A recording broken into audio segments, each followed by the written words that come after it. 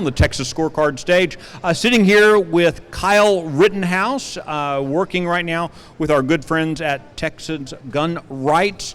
Kyle, thanks for spending also with us. It should be noted, I'm not sure if you can see it on the camera angle, but those of you here in the hall can see the more interesting member of the Rittenhouse family is here between us, Milo. So great to have Milo here. Kyle, you wrote, you came out with a book this past fall, talking about your experiences. Obviously, I think almost everyone knows your story.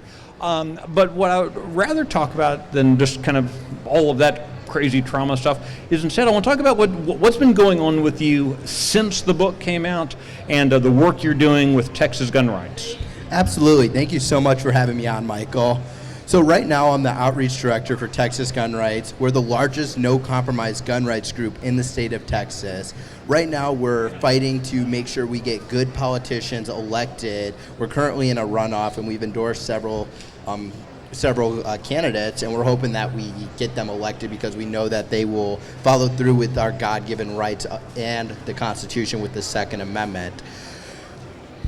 It's quite interesting to see coming here, especially seeing John Cornyn on the floor, who was in support of Joe Biden's Better, Safer Community Act, and then later came out and opposed that. But seeing him here, knowing that he's not a true conservative, knowing that he's funding Ukraine, he's not doing anything for the border, but he's trying to take away Texans' gun rights. And it's just, those are the people we are fighting against. Right. So, in the popular myth, Texas is a pro-gun state, right? Now, Texas and guns, Texans with their 6-shooters and all that kind of stuff, right?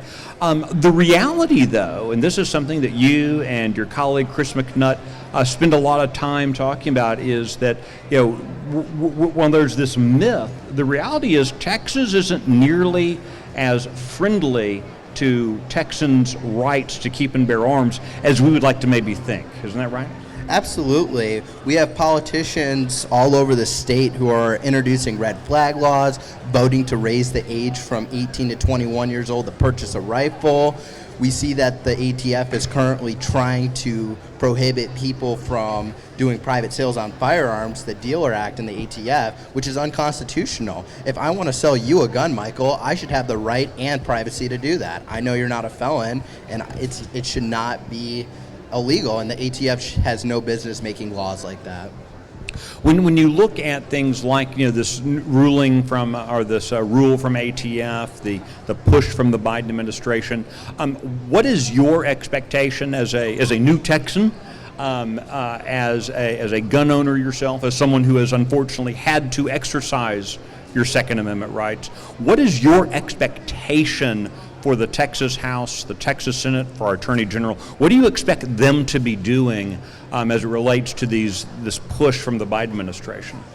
The first thing I think we need to be doing is we need to outright ban all red flag laws in the state of Texas.